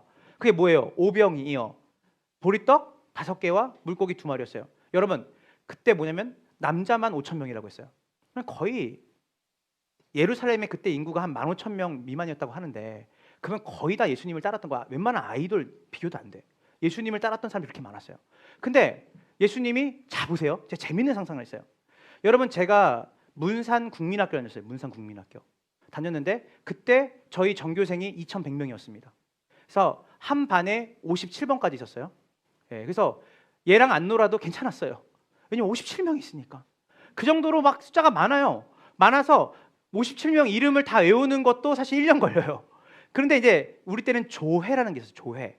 그래서 예, 끄떡거리시는 분들은 저와 같은 국민학교 세대죠. 그러니까 1반부터 이렇게만 13반, 4반까지 있어도 대단한 건데 전교생이 모이니까 그 문산초등학교가 꽉 차요. 거기에 교장선생님 훈시까지 막 듣고 막 이렇게 있는데 자, 근데 저희 때는 체벌이 있었어요. 그래서 똑바로 안 쓰면 뒤에서 찰싹찰싹 소리가 나요. 목을 때리는 소리가 똑바로 서 이런 게. 근데 누가 맞았지? 몰라. 이렇게 보면 숫자가 너무 많으니까. 제가 무슨 말하고 싶냐면 오병이어 사건 때 보리떡 5개와 물고기 2마리를 한 소년이 드렸는데 주님이 여기서 기도를 했단 말이에요. 이 소년이 드린 자그마한 이 도시락을 가지고 기도하고 제자들한테 뭐냐면 손을 띄어서 나눠주는데 이걸 나눠주는 만큼 손을 띄어서 나눠주는 것만큼 사람들이 갖다 줘라 한 거예요. 여러분 그거 아세요? 2,000 몇백 명이 서 있는데 뒤에서 파리바게트 빵이 막 날라오는 거야 나한테. 근데 이거 어디서 날라오는지 아무도 몰라. 왜냐면 너무 많으니까. 근데 그거에 한 3배가 있는 거예요. 애들 빼고 여자 빼고 5,000명이니까 막 빵하고 물고기가 막 날라오는데 근데 제자들은요 예수님 손을 이렇게 보고 있었다고. 얼마나 이게 놀라워요. 예수님이 떼어서 주시는데 그거를 실제로 눈앞에서 이너서클들은 이렇게 보고 와 이렇게 봤단 말이에요. 그런 게 베드로였어요. 그러니까 베드로한테는 어떤 경험이 있냐면 나만큼 주님을 가까이서 본 사람도 아는 사람도 없을걸? 나만큼 주님을 잘 아는 사람이 있을까? 이게 베드로의 두 번째 착각이었어요. 그래서 이 베드로의 착각 속에는 그 당시에 유대 사회의 문화가 그대로 있어요. 유대 사회는 어떤 곳이었냐면 랍비라는 문화가 있어요. 랍비. 여러분이 우리가 선생님 하잖아요. 학교 선생님. 근데 이 랍비라는 것은 유대 사회에서는 뭐냐면 따라해 보세요. 스승의 관하여 배우는 것이 아니다. 그러니까 스승에 관한 것은 뭐냐면 스승이 가진 어떤 그런 지식과 그 스승이 가지고 있는 어떤 학문을 배우는 게 아니에요. 여기서 랍비와 제자의 관계는 뭐냐면 스승을 닮는 거예요. 그 뭐냐면 스승이 가지고 있는 생각, 가치, 이상향, 그의 인품, 그가 가지고 있는 모든 것들을 내가 닮기 원합니다 라고 하는 게 그 당시 유대사회의 랍비와 제자와의 관계예요. 그러니까 베드로는 어느 순간에 예수님 흉내를 냈을 거예요. 내가 알잖아. 내가 수제자야. 알지? 예수님 랍빈 거. 내 랍빈 거. 그래서 베드로는 누군가가 근데 예수님이랑 이때 어떻게 하셨을까? 그러면 베드로 이렇게 말했을 거예요. 예수님이라면 나처럼 행동하셨을걸? 내가 가장 예수님을 잘 아니까. 근데 이 베드로의 흑역사가 시작이 되죠. 베드로가 스승을 가장 잘 안다고 생각했지만 실제로는 가장 몰랐던 게 베드로였어요. 가장 몰랐어요, 베드로가. 여러분, 가장 많이 보고 많이 경험했다고 해서 그가 제자가 되는 건 아니에요. 한번 따라해 보시겠어요? 기적이 믿음을 낳지 않는다. 믿음이 기적을 낳는다. 이거 피타고라스의 정리처럼 달달 외워야 돼요. 여러분, 기적을 많이 본다고 해서 여러분들이 믿음이 생기는 게 아니에요. 여러분, 기적은 또 다른 더 극적인 기적을 요구하게 돼 있어요. 근데 주님의 은혜로 믿음이 생기잖아요. 근데 믿음이 생기면 모든 일상의 기적이라는 걸 깨달아요. 그래서 기적을 바라는 것이 기독교의 목표가 아니라 기독교는 모든 범사가 하나님의 은혜로 나에게 주어지고 모든 일상이 얼마나 감사한지를 깨닫는 거예요. 그래서 수많은 기적을 봤던 수많은 사람들이 죽은 사람을 보고 그 사람들을 살리고 그 소경이 눈을 뜨고 오병이어의 기적을 맛본 사람들이 다 예수님 버리고 떠났어요. 예수님 못 박았어요. 여러분, 그래서 기적주의로 가면 안 돼요. 주님의 은혜와 믿음이 나에게 심겨지기를 기도하셔야 돼요. 그것은 기적과 상관없어요. 하나님이 주시는 거예요. 자, 그래서 베드로가 그렇게 많이 봤지만 베드로가 하나님, 예수님을 가장 이해하지 못했던, 마치 법꾸라지들처럼 법을 가장 많이 외우고 내가 법을 가장 잘한다고 하지만 법의 정신과 이념을 모르는 행동을 할 때가 많은 것처럼 정말 베드로가 어떤 일을 했냐면요, 몇 가지 얘기해 줄게요. 베드로가 예수님이 이제 십자가에 달리시기 전에 뭐였냐면 제자들의 발을 다 닦아주셨어요. 알아요? 기억나요? 제자들의 수건을 두르시고 발을 닦아줬어요. 그랬더니 베드로가 원래 발 닦아주는 거는 여러분 랍비가 제자들의 발 닦아주는 일은 없어요. 발 닦아주는 일은 가장 허드렛 일 하는 종이 닦아주는 거예요. 근데 예수님이 갑자기 닦아주니까 베드로가 이래요. 다른 제자들 다 닦는 거 보더니 자기가 좀 다르다는 걸 보여주는 거죠. 어떻게 제 발을 닦습니까? 저는 안 닦겠습니다. 그랬더니 예수님이 이렇게 말해요. 너가 만약에 내가 닦여주는 이 물로 닦여주는 거를 네가 발을 닦여주는 걸 거부한다면 너는 나와는 아무런 관계가 없는 거다. 했더니 베드로 생각을 많이 하는 사람이 아니에요. 그런데 뭔지 알아요? 너가 발을 닦지 않으면 나와 상관없다고 말하니까 베드로가 뭔지 알아요? 갑자기 옷을 벗기 시작하더니 머리부터 다 닦아달라는 거야. 이런 놈이에요, 베드로는. 그랬더니 주님도 놀래시고 자기도 놀랬겠죠. 그러니까 어쨌든 그 제자들도 뭐야 쟤 이렇게 생각하는. 그리고 이게 한두 가지가 아니에요. 근데 또 예수님이 이제 자기가 이제 나는 십자가를 지러 간다라고 했더니 베드로가 뭐라고 말하냐면 성경은 명확히 뭐냐면 꾸짖었다 그러거든요. 예수님한테 선생님 정신 차리세요. 그렇게 십자가에 죽으시면 우리는 뭐가 돼요? 당신이 이렇게 죽을 사람이 아닌데 죽는단 말. 그러니까 우리 옛날에 했잖아요. 아버지 어머니가 죽는다고 하면 정말 아빠 엄마가 죽고 싶으신가 보다. 이런 게 아니잖아요. 그 상황이 너무 고통스럽고 힘드신 건데 예수님이 마찬가지예요. 예수님이 십자가에 달려 죽으신다라고 말을 하니까 제자들이 뭐라 하냐면 제자들이 그 십자가의 죽으심을 이해를 해야 되는데 3년 반 동안 예수님의 죽음이 무엇을 위한 죽음이고 예수님이 무엇 때문에 이 땅에 오셨는지를 이해해야 되는데 베드로가 처음에 부름받았을 때도 아니야. 3년 다 끝날 때 뭐라 하냐면 십자가 지기만 해봐. 내가 다 뒤엎어버릴 테니까. 이런 의도예요. 이런 워딩이에요. 근데 예수님이 뭐라 하냐면 야 이 사탄아 내 뒤로 물러거라 이렇게 말을 했어요. 베드로는 예수님의 십자가를 이해 못했어요. 자기의 야망과 욕망으로 예수님이 들어줘야 된다고 생각을 했어요. 자, 그리고 여러분 아시죠? 예수님이 뭐라냐면 원수를 사랑하라 말하고 칼로 흥한 자 칼로 망한다고 했는데, 여러분 겟세마네 동산에서 로마의 병정들이 유다의 밀고를 통해서 예수님 잡으러 왔을 때, 여러분 맨 앞에 말고라는 사람이 예수님을 잡으러 앞장서고 있었어요. 안내해 주려고. 그랬더니 베드로가 잡으러 왔더니 예수님 잠깐 뒤로 가세요. 그랬더니 칼을 꺼내서 말고의 귀를 잘랐어요. 그러면서 이런 뉘앙스죠. 귀를 딱 자르고 뒤를 돌아봤겠죠. 예수님 보면서 하얀 치아를 드러내면서 이랬겠죠. 그랬더니 예수님이 어떤 행동하시냐면 갑자기 말고의 귀가 떨어지자마자 예수님이 말고의 귀를 주워가지고 말고의 귀를 붙여버려요. 그러니까 베드로가 머릿속으로 이런 생각했을 거예요. 도대체 이분 뭐지? 왜 내가 하는 거에 다 반대로 하시지? 내가 죽지 말라고 했더니 사탄이라 그러고, 내가 발을 닦지 않으면 나와는 상관없다고 말하니까 내가 온몸을 닦아달라고 그랬더니 예수님 되게 부담스러워하시고, 그리고 내가 예수님 지켜주려고 칼 꺼내서 내가 말고의 귀를 잘랐는데 말고의 귀가 떨어지자마자 바로 붙여주셔. 그러니까 얼마나 머쓱한 상황이에요. 자기는 주님을 잘랐는데 주님은 그 귀를 다시 붙여주시는. 베드로는 주님을 잘 안다고 생각했지만 가장 모르는 사람이었어요. 저 같은 목사가 가장 주님을 모를 수 있어요. 주님, 제가 말씀을 가까이 하고 제가 주님 얼마나 잘하는지 알죠. 주님이 결정적일 때 내가 주님을 오해하는 거예요. 주님을 다 아는 척하는데 진짜 모르고 있었던 게 저일 수 있다는 거예요. 이제 주님이 누가복음 22장 33절 34절을 이제 읽을 건데요. 주님이 이렇게 말해요. 야, 여기 중에 누군가가 아니라 모두가 나를 버리고 떠날 거다. 그러니까 여러분 보세요. 그 당시에 랍비와 제자의 관계는 어떤 관계라고 했어요? 스승을 닮는 거라고 했잖아요. 그러니까 스승이 십자가형을 당하면 제자들도 십자가형을 당할 확률이 99.99%예요. 왜냐하면 스승과 똑같은 철학과 똑같은 사고와 똑같은 가치를 가졌기 때문에 이 제자들을 남겨두는 것이 정치적으로나 사회적으로나 문제가 돼요. 그래서 이 스승을 따라가서 스승을 위해 산다는 것은 사실은 좋은 스승, 사회적으로 볼 때 이 스승을 통해 덕을 볼 수 있는 사람들은 좋은 제자지만 사실은 이 스승을 통해서 나도 멸족을 당할 수 있다라고 하면 그 스승을 따라가기 쉽지 않은 거죠, 사실은.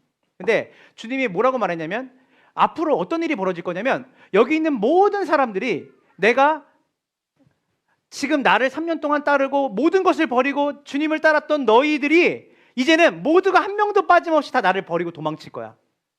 죽고 싶지 않아서.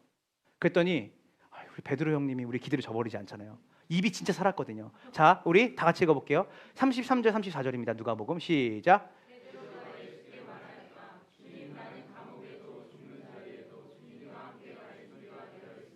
그러나 예수께서 말씀하셨다. 베드로야.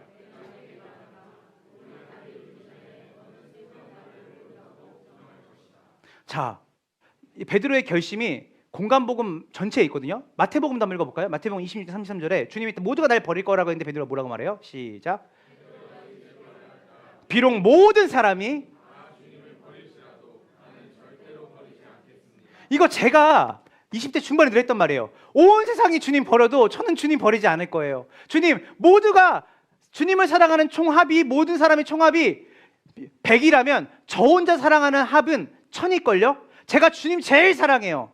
베드로가 지금 이 얘기를 한 거예요. 제가 주님 지켜줄게요. 주님, 모두가 주님 버려도 저는 안 버릴 거예요. 여러분, 이거는 진심 혹은 거짓? 진심이죠.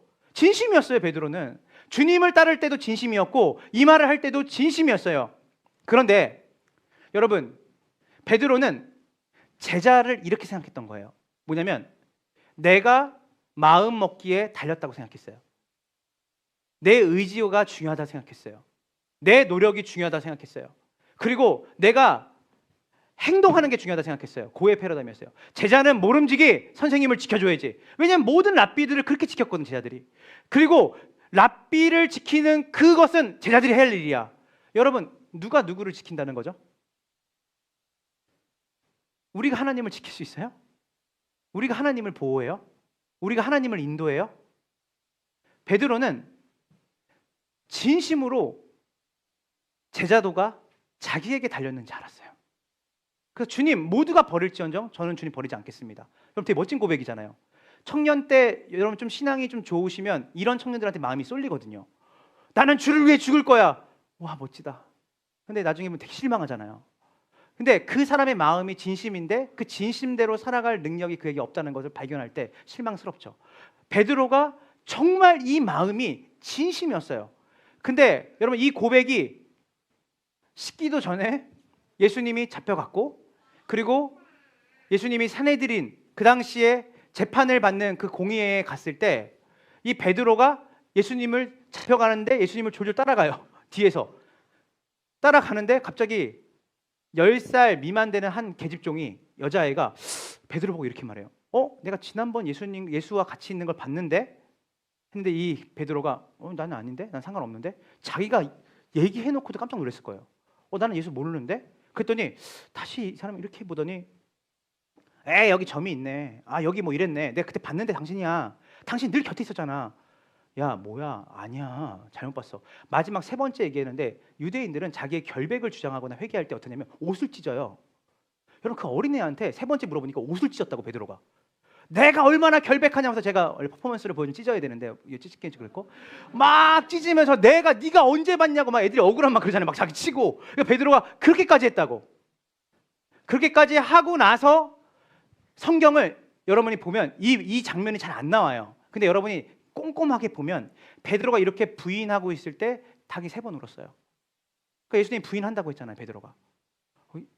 근데 부인하고 있었던 그 시간에 동시간에 예수님이 재판을 받고 그 베드로가 부인하는 그 자리에 베드로가 몰래 따라왔던 그 산헤드린 공의 앞마당에서 주님이 베드로를 이렇게 쓱 지나가요. 줄에 묶여가지고 지나가요.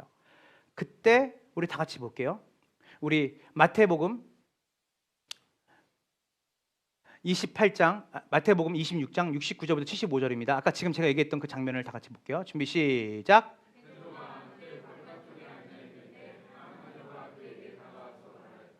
당신도 저 갈릴리 사람 예수와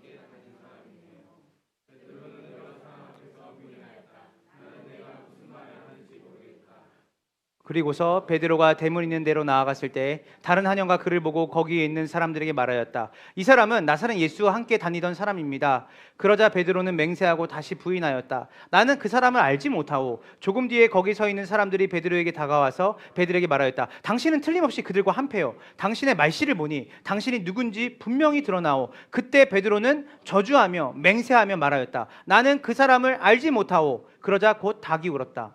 베드로는 닭이 울기 전에 내가 나를 3번 부인할 것이다 하신 예수의 말씀이 생각나서 바깥으로 나가서 몹시 울었다. 누가복음 22장 61절 62절을 볼게요. 그 준비 시작. 닭이 울고 나서 주님이 베드로가 그 얘기를 할 때 어수선했겠죠, 분위기가. 근데 주님이 나오실 때 소리가 들리니까 주님도 쳐다보셨는데 베드로하고 주님이 마주쳤는데 저는 이 누가복음의 이 말씀에 특히 3번역이 좋더라고요. 주님이 베드로를 똑바로 보셨다. 그냥 주님이 베드로는 막 이렇게 하고 있는데 신랑이 버리고 있는데 이렇게 보신 게 아니라 베드로가 막 이렇게 하고 있는데 주님이 지나가는데 주님과 베드로가 정면으로 본 거예요. 주님 말씀이 생각났죠. 근데 여기서 여러분 저는 이 부분에 굉장히 중요한 포인트가 있다고 생각해요. 여러분 주님이 베드로를 똑바로 보셨을 때 어떤 눈으로 보셨을까? 경멸이었을까? 주님이 되게 냉정하게 네가 그러면 그랬지. 봐, 네가 그렇게 자신 있는데 못 지켰잖아. 그 눈빛이었을까? 차라리 그렇게 했으면 저는 그냥 마음이 편했을 것 같아요. 근데 베드로가 바깥에 나가서 몹시 울었어요. 저는 명확하게 주님이 눈으로 말씀하신 말씀이 뭔지 알아요. 명확하게 알 것 같아요. 뭐냐면 자책하지 말아라. 생명 앞에 네 목숨을 구하기 위해서 네가 그것을 피하려고 했던 내가 너의 그 마음과 그 모습을 내가 이미 얘기하지 않냐. 여러분 베드로가 모든 사람이 주님을 떠나고 버릴지언정 저는 감옥에 가서도 죽을지언정 주님을 따르겠다라는 말은 진심이었어요, 거짓이었어요? 진심이었어요. 그런데 자기의 목숨을 구하고 싶어서 주님 모른다고 거짓말하는 것도 사실은 진심이었죠. 이 진심과 진심이었어요. 그러니까 어느 거 하나도 거짓이 없죠. 근데 주님이 그런 베드로가 그렇게 행동할 줄을 아셨어요? 모르셨어요? 저는 이 부분이 굉장히 중요하다고 봐요. 저는 여러분한테 뭔가 방임하거나 여러분들이 멋대로 살아도 주님이 다 이런 얘기하고 싶은 게 아니에요. 중요한 건 뭐냐면 주님이 여러분을 정죄하지 않으세요. 회개는 언제 터져 나오는지 아세요? 회개는 무섭고 내가 이거 했기 때문에 뭔가 잘못을 뉘우치지 않으면 안 될 것 같은 마음이 회개를 일으키는 게 아니에요. 회개는 존 칼빈이라고 하는 장로교의 뛰어난 신학자는 뭐라고 말했냐면 신앙생활은 효와 같다 그랬어요. 효도할 때 효. 그 효는 뭘까요? 내가 너무나 사랑하고 내가 극진하게 존경하는 우리 부모님이 있다면 그 부모님 마음을 아프게 해드리고 싶지 않은 거죠. 그러니까 이 마음은 어떤 마음이냐면 베드로가 주님을 정말 사랑하고 주님께로 자기의 모든 마음을 쏟고 싶은 마음이 진심이었는데 그 진심을 지키지 못한 자신에 대한 자책, 그리고 괴로움, 그 속에서 주님이 하나 더 얹혀주신 건 뭐냐면 괜찮다. 내가 너를 정죄하지 않겠는다. 내가 너의 한계를 잘 안다라고 하는 주님에 대한 그 사랑이 경험되니까 그 마음에 가장 사랑하고 진짜 가장 따르고 싶고 3년 반 동안 저 별은 주님 별, 저건 내 별이겠죠 주님. 3년 반 동안 동고동락하면서 얼마나 많은 밤을 누워가지고 얼마나 많은 질문을 했겠어요 베드로가. 3년 반은 짧은 시간이 아니에요. 베드로는 항상 주님의 오른편에서 누워가지고 주님 근데요 아까 왜 그렇게 사람들을 대하신 거예요? 아 그건 그렇게 대했다. 여러분 그래서 복음서의 한 저자는 말하잖아요. 주님이 행하시고 이루셨던 가르치셨던 모든 일들의 행적을 기록하려면 하늘을 두루마리 삼고 바다를 먹물 삼아 다 쓸 수가 없어요. 베드로와 주님과의 추억은 어마어마했을 거예요. 그런데 베드로가 주님을 따를 수 없었던 자기의 삶 그리고 자기의 모습을 바라보는 주님 눈빛에서 보여지는 것은 베드로를 변함없이 사랑으로 바라보고 있는 주님의 눈을 베드로가 보니까 견딜 수가 없었어요. 그래서 그는 나가서 통곡했어요. 이게 회개예요. 회개는 이런 나도 주님이 사랑하실까? 주님이 눈으로 말하죠. 자책하지 말아라. 괜찮다. 내가 그렇게 너 한계를 얘기했잖아. 그래서 베드로는 진심이었어요. 근데 그 진심을 자기가 지킬 만한 실력이 없다는 것을 깨닫는 시간이었죠. 착각이 깨진 거죠. 내가 주님을 붙잡고 있었던 게 아니라 나는 주님을 붙잡을 실력이 없었구나. 원래 주님을 따를 만한 실력이 없었구나. 주님이 이것을 베드로에게 확인시켜 주시는 거예요. 여러분 제자도는 뭡니다. 내가 주님을 따르고 내가 오늘 예배 드려주고 내가 주님 앞에 나를 증명하고 내가 얼마나 열심히 있는지를 증명하는 신앙에서 에이징이 돼야 돼요. 나는 내가 말했던 그 고백과 진심을 나는 끝까지 지킬 수 없는 사람인 것을 깨닫게 하는 그 시간이 반드시 주님이 허락하십니다. 그리고 나서 이제 자연스럽게 그러면 이 착각에 빠졌던 이 베드로를 주님께서 이제 에이징을 해가시는데 그 에이징을 해가는 그 과정에서 필요한 재료가 있는데 따라해 보세요. 그것이 뭐냐면 사랑. 그래서 세 번째 대지를 우리 다 같이 한번 읽어보도록 하겠습니다. 준비 시작. 이제 부활하신 주님이 베드로에게 찾아가세요. 그리고 우리가 아까 읽었던 베드로한테 물어보죠. 네가 나를 사랑하느냐? 주님이 3번 물어봐요. 요한의 아들 시몬아, 네가 나를 사랑하느냐? 요한의 아들 시몬아, 네가 나를 사랑하느냐? 주님이 사랑하냐고 물어요. 3번. 여러분, 근데 베드로가 예수님 몇 번 부인했죠? 3번 부인했어요. 이건 유대인 법정에서 증인을 앞에 두고 3번을 부인하면 완전 부인하는 거예요. 3번, 3이라는 숫자는 완전이에요. 완전. 근데 주님이 베드로에게 3번을 물으시는 것은 사실은 이런 법정적 의미도 있지만 가장 중요한 건 뭐냐면 베드로의 마음이 회복되기를 원하셨어요. 주님이. 여기서 요한의 아들 시몬아 네가 이 사람들보다 나를 더 사랑하느냐라고 주님이 물으셨을 때 이 세 번의 질문 안에 이 영어 성경과 헬라어로 보면 이거예요. 그냥 너가 나를 더 사랑하느냐로만 끝날 수 있지만 사실은 원문과 영어 성경을 여러 버전을 보면 이렇게 3가지로 압축할 수 있어요. 네가 여기 있는 모든 사람들보다 여전히 나를 더 사랑하냐? 이게 첫 번째. 두 번째, 네가 가진 그 모든 소유보다 이것들보다 이 너가 지금 물고기 잡으러 다시 왔잖아요. 그 배와 금을 여전히 너는 그것들보다 나를 더 사랑하냐? 마지막으로는 너가 나를 사랑할 수 있다고 생각하냐? 이 세 가지를 베드로에게 물어요. 주님이 베드로가 이 세 가지를 다 대답해요. 불안해하죠, 마지막에. 왜냐하면 그 불안함은 주님이 세 번 물어봐서 불안한 것도 있겠지만 중요한 거는 이 한 가지 한 가지의 행간 속에서 여러분 우리가 그냥 즉문즉답으로 한 게 아니거든요. 우리는 보면 여기 행간이 있어요. 그러니까 되게 하나의 질문할 때 베드로가 그 얘기를 듣고 굉장히 생각을 많이 했을 거예요. 그러니까 이 질문은 세 가지지만 이 세 가지가 3시간이 가실 수도 있어요. 하루 온종일 그것에 대해서 베드로 생각하고 대답할 수 있죠. 주님이 근데 그 시간을 통해서 베드로에게 원하셨던 게 뭐냐면 베드로가 회복되는 거였어요. 베드로가 진짜 아까 말했던 그 세 가지의 착각에서 벗어나게 하는 것이었어요. 그래서 이 본문은 베드로에게 제자도가 무엇인지를 알려주는 거예요. 너는 여태까지 제자가 된다는 것은 네가 나를 사랑해서 모든 것을 버리고 나를 위해서 네가 얼마나 많은 열심을 부리는지가 좋은 퀄리티의 제자라고 생각했지. 그래서 너는 항상 그 생각했잖아. 증명하려고 했잖아. 내가 주님 얼마나 사랑하는지 아시죠? 주님 사랑해서 제가 이렇게 헌물하는 거예요. 제가 주님 얼마나 사랑하는지 아시죠? 주님 사랑해서 이렇게 하는 거예요. 근데 주님이 그 마음도 귀하게 여기세요. 그러나 주님이 진짜 제자됨을 가지고 살아가는 제자에게 핵심은 뭐냐면 네가 나를 얼마나 사랑하는지 물으는 것이 핵심이 아니다, 베드로야. 내가 정말 너에게 말하고 싶은 건 뭐냐면 너가 날 모른다고 하고 나를 배반했음에도 불구하고 내가 너를 처음 불렀을 때 너를 사랑했던 그 마음은 조금도 줄어들지 않았다. 제자는 우리가 가진 한계 있는 사랑으로 제자가 되는 게 아니에요. 주님이 한계가 있는 우리를 포기하지 않고 그 사랑 안에 빚어가시기 때문에 거기에 제자도가 있는 거예요. 로마서 5장 8절을 우리 다 같이 한번 읽어볼게요. 준비 시작.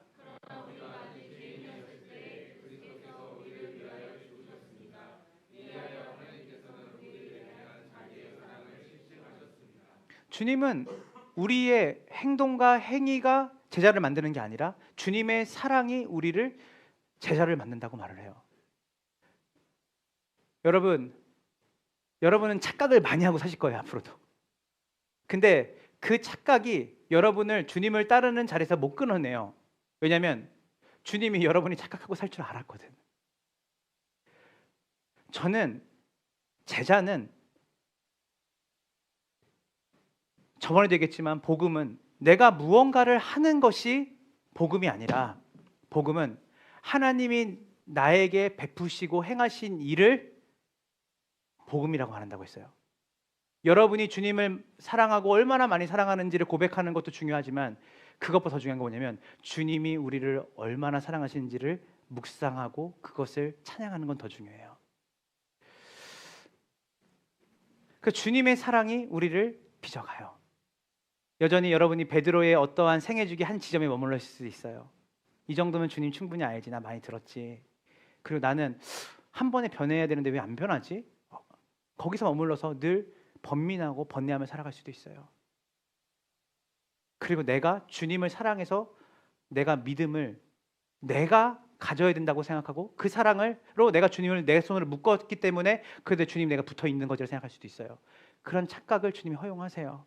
그리고 여러분의 그 고백, 주님 사랑한다는 고백도 주님이 진심으로 받으세요.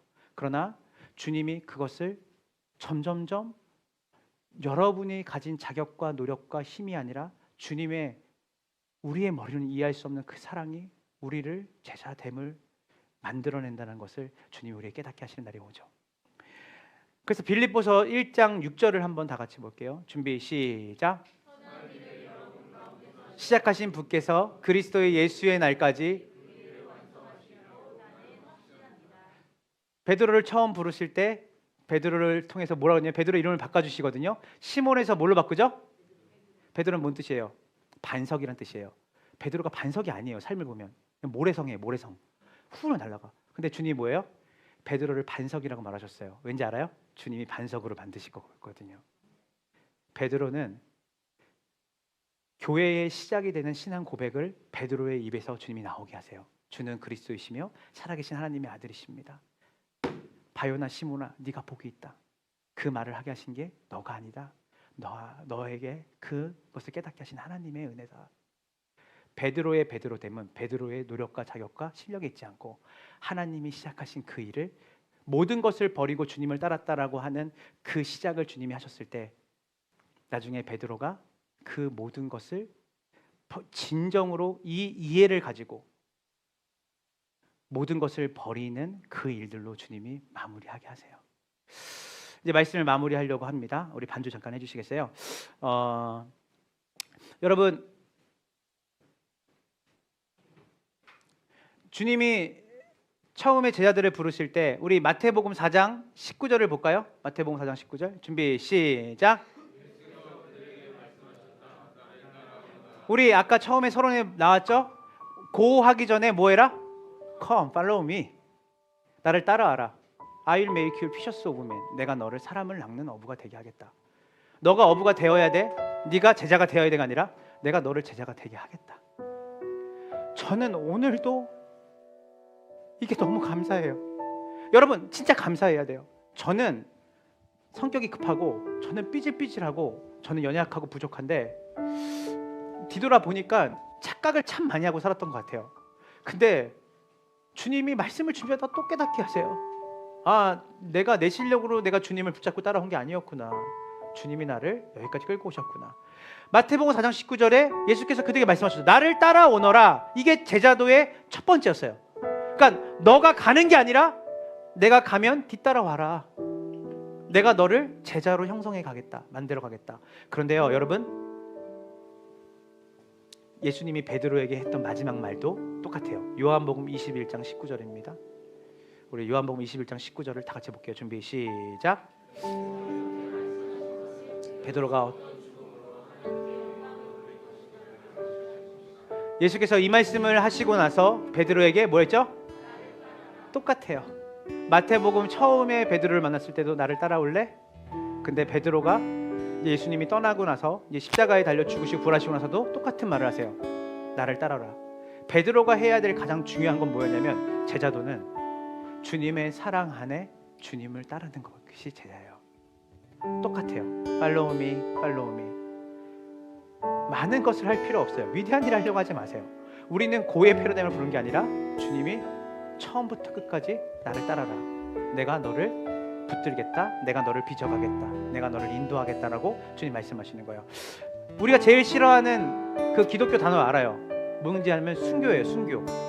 여러분 순교란 말 아시죠? 순교 뭐예요? 내 신앙의 그 정절을 지키려다가 죽는 거예요. 여러분 우리는 죽음 생각하면 학을 뜨잖아요. 저 순교라는 단어. 근데 여러분 이 순교라는 단어는 되게 사실은 행복한 사람의 행동이에요. 왜냐하면 순교는 결과예요. 결과. 순교 앞에 뭐가 있는지 아세요? 사랑이 있어요. 여러분 제가 이런 생각을 해봤거든요. 아이를 키우다가 만약에 제가 가끔 물놀이를 가게 되면 이렇게 생각해요. 애들이 물에 한 명이라도 빠지면 나는 수영을 못해요. 우리 집에서 유일하게 거의 저하고 서너밖에 수영을 못하는데 나는 수영을 못하는데 애들이 빠지면 아빠 도와주세요 그러면 아빠가 수영을 못해서 미안하다 이렇게 하지 않을 것 같아요. 그쵸? 우리 전사님들 그러잖아요. 시야가 물에 빠지면 그냥 어떡하지 하다가 막 꼬롱하면 그냥 달려들겠죠. 물에 뛰어들겠죠. 왜요? 이거는 생각의 영역이 아니에요.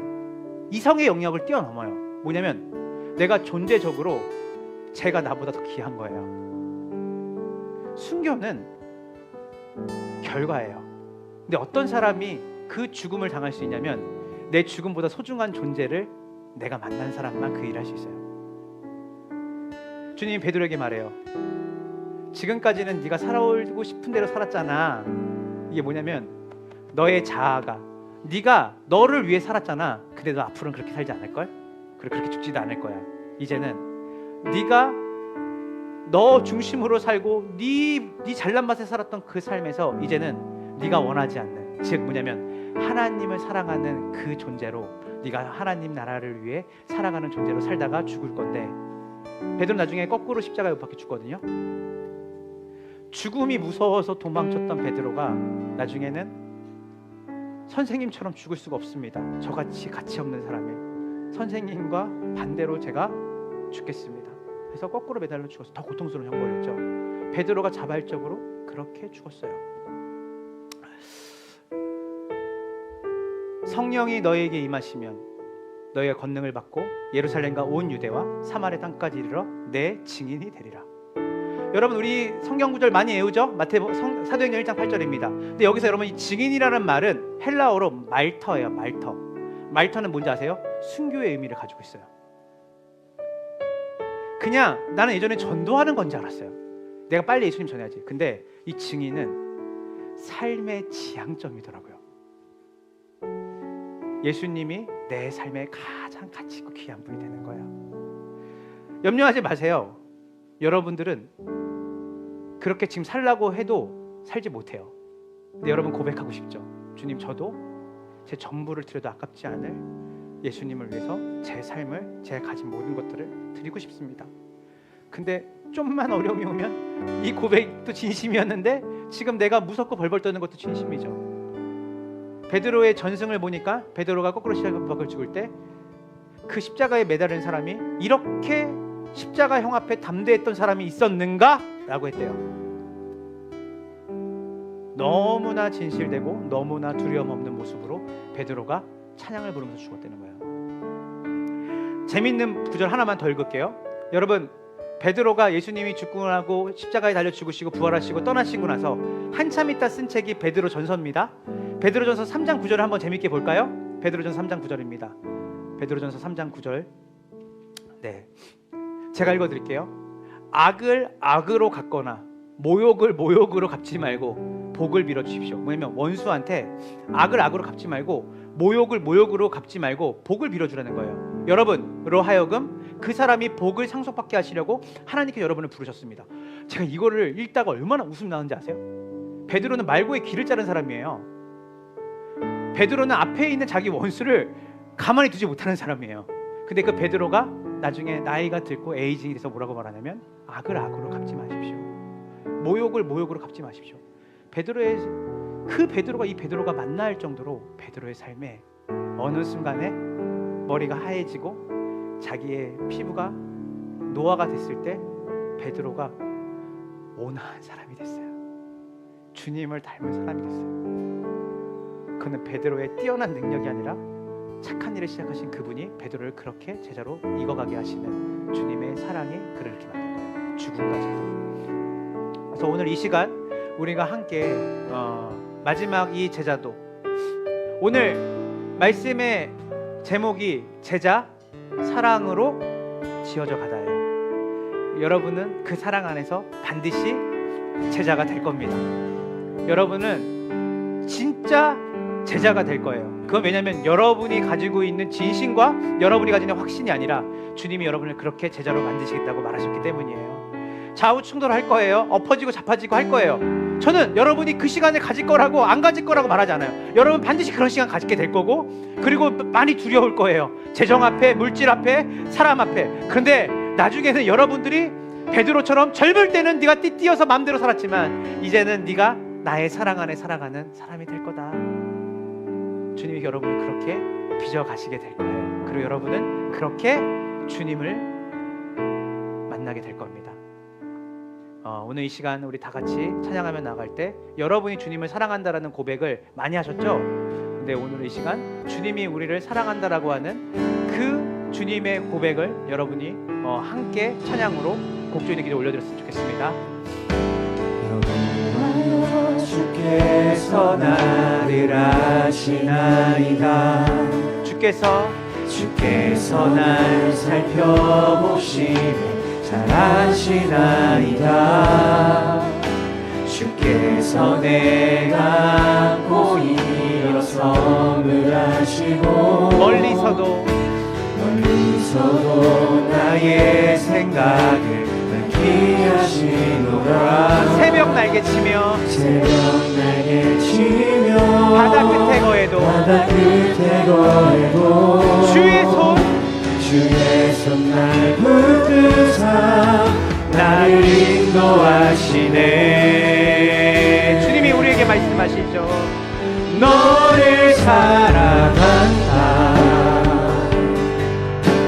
내가 너를 사랑한다. 내가 너를 사랑한다. 내 생명도 내 생명도 아끼지 않을 만큼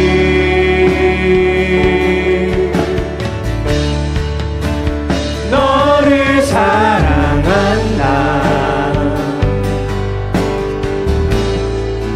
내가 너를 사랑한다.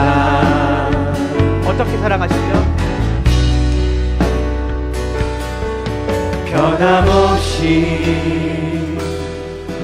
변함없이 사랑한다. 우리 한 번 더 찬양하며 나옵시다. 우리 말씀을 기억하며 여호와여 여호와여 주께서 나를 아시나이다. 주께서 나를 살펴보시네 잘 아시나이다. 주께서 내가 안고 일어섬을 하시고 멀리서도 나의 생각을 알게 하시노라. 새벽 날개치며 바다 끝에 거해도 주의 손 날 붙드사 나를 인도하시네. 주님이 오늘 이 시간 가운데 우리에게 말씀하시죠. 너를 사랑한다. 내가 너를 사랑한다. 내가 너를 사랑한다.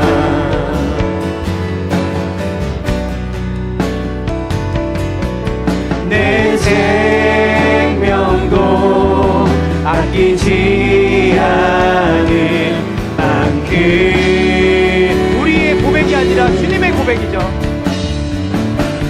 너를 사랑한다. 내가 너를 사랑한다. 내가 너를 사랑한다. 처음 너를 불렀던 그 시간부터 지금까지 한 번도 변함없이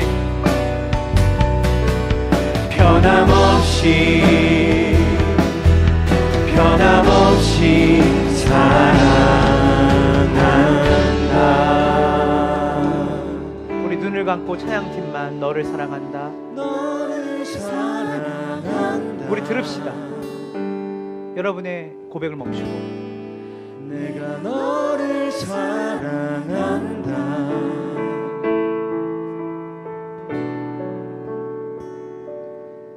내 생명도 아끼지 않을 만큼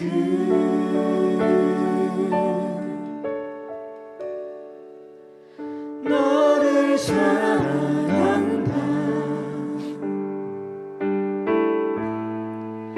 내가 너를 사랑한다.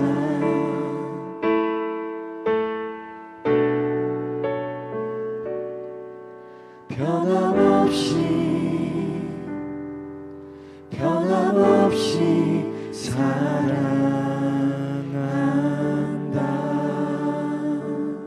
우리 이 시간은 우리 기도할 때 크게 기도하지 말고 여러분이 주님이 여러분을 얼마나 사랑하시는지, 여러분 일주일도 쉴 새 없이 넘어지셨죠? 이리 넘어지고 저리 엎어지고 주님을 사랑하는 마음도 진심인데 내 연약함도 진심이잖아요. 근데 이 속에서 주님, 제자는 결단력이 강하고 노력하는 사람이 제자가 되는 게 아니라 주님이 나를 얼마만큼 사랑하시는지를 아는 사람이 제자가 된다는 것 다시 한번 깨닫습니다. 우리는 어떤 생애 주기를, 신앙의 주기를 가고 있을까요? 여전히 착각하며 이리 치이고 저리 치이며 주님께 실망하고 나에게 마치 모든 신앙이 달린 것처럼 살아가고 있다고 생각한다면 여러분 아직 좀 더 가야 돼요. 저도 더 가야 되죠.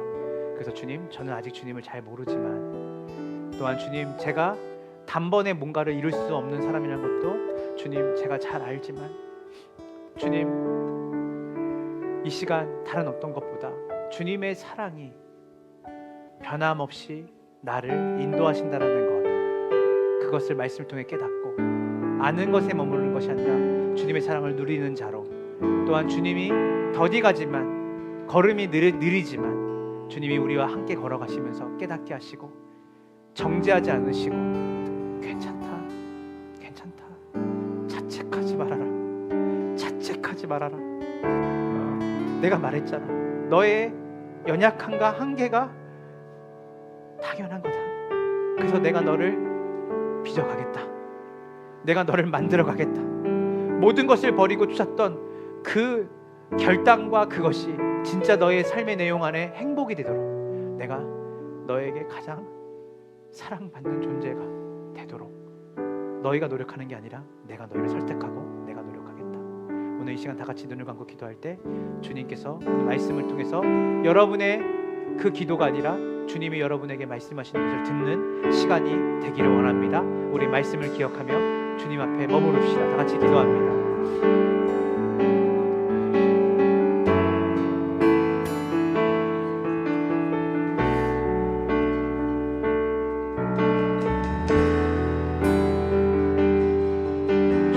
베드로를 똑바로 쳐다보시고 똑바로 바라보시고 제자는 노력이 아니라 포기하지 않으시고 변함없이 오늘 이 시간 가운데 여전히 좌충우돌하고 넘어지고 엎어지신 그 사랑이 우리를 부여케 합니다. 오늘 이 시간 주님의 사랑, 이제는 너가 그 죽음 앞에 나를 부인하는 자가 아니라 너의 그 고백의 진심이 너의 능력과 너의 실력으로 이루어지는 진심이 아니라 주님의 사랑이 너가 모든 것을 주어도 아깝지 않은 그 존재로 주님이 베드로를 빚어가십니다. 너가 나를 사랑하느냐, 너가 이 모든 사람들보다 나를 더 사랑하느냐, 너가 가진 모든 소유를 팔을 만큼 나를 사랑하느냐. 주님이 물으실 때 나는 너를 그렇게 사랑했다. 나는 너를 특별히 사랑했고 나의 전부를 내가 다 뒤로하고 너를 위해 이 땅에 왔다. 너가 나를 사랑하냐고 묻는 것이 아니라 내가 너를 사랑하고 있다고 말하는 것이다. 내가 너를 사랑한다고 말하는 것이다. 주님, 우리의 귀가 열리게 하소서. 하나님, 우리의 입이 열리게 하시고 우리의 눈이 열리게 하시고 우리의 마음이 열려서 하나님, 비뚤어진 복음이 아니라 주님이 우리에게 행하신 일들이 우리의 삶에 우리를 가게 만들고 주님이 우리에게 이루신 그 일들이 우리를 하나님의 나라와 영광을 위해 우리의 삶을 기꺼이 드리도록 하게 한다는 것을 다시 한번 깨닫습니다. 우리가 가는 것이 아니라 주님의 사랑을 받는 자가 가는 것입니다. 그래서 메마른 사랑, 메마른 것이 아니라 하나님 풍성하게 그 사랑을 누리고 전하는 자로. 오 하나님, 감사합니다. 2000년 전에 주님이 베드로에게 물으셨던 것처럼 네가 이 사람들보다 나를 더 사랑하느냐? 나는 너를 사랑한다. 요한의 아들 시몬아, 네가 가진 이 모든 소유보다 나를 사랑하느냐? 나는 내가 가진 그 어떤 소유보다 너를 사랑한다. 요한의 아들 시몬아, 네가 목숨과 생명을 다해서 나를 사랑하느냐? 나는 내 목숨과 생명을 다해서 너를 사랑한다. 주님이 질문했지만 그 행간에 주님의 답이 있었습니다. 내 양을 먹여라. 내 양을 치라. 비참하고 자기의 진심이 실제로 지켜지지 않는 자에게 주님이 사명을 주십니다. 왜냐하면 그 사명도 이 사람이 이루어야 될 사명이 아니라 주님이 그 사명을 세상 끝날까지 함께 하시면서 그 사명을 이루는 삶이 얼마나 가치 있는 삶인지를 주님이 깨닫게 하시려고 하는 주님의 은혜와 자비가 그 사명 안에 있기 때문입니다. 하나님, 오늘 이 시간에 우리 어린 중고등부 학생들부터 우리 노년에 이르기까지 제자, 주님의 사랑으로 지어져 감을 감사하게 하시고 그 사랑 앞에 삶이 멋지게 익어가는 우리 검단 함께하는 교회 모든 성도들이 되게 하셔서 이 검단 함께하는 교회 모든 성도들이 진짜 주님을 사랑해서 자신의 삶을 행복함으로 드리는 멋진 제자의 삶을 살아갈 수 있도록 주여 우리를 끊임없이 인도하여 주시옵소서. 지금은 우리 구주 예수 그리스도의 은혜와 아버지 하나님의 크신 사랑과 성령 하나님의 교통하심이, 주님의 사랑 안에서 주님의 사랑이 우리를 빚어가시는 것을 깨닫고 그 안에 감사와 기쁨과, 여전히 더디가고 걸음이 느리지만 주님이 그 모든 시간과 상황 속에서 주님이 우리의 삶이 얼마나 위대한 가치고 우리가 얼마나 그분의 사랑을 받고 살아가는지를 깨닫고 그 사랑을 누림으로 그 사랑을 전하는 제자로 살아가기를 원하는 검단 함께하는 교회 모든 성도들의 삶 가운데 지금으로부터 영원까지 함께 있을지어다.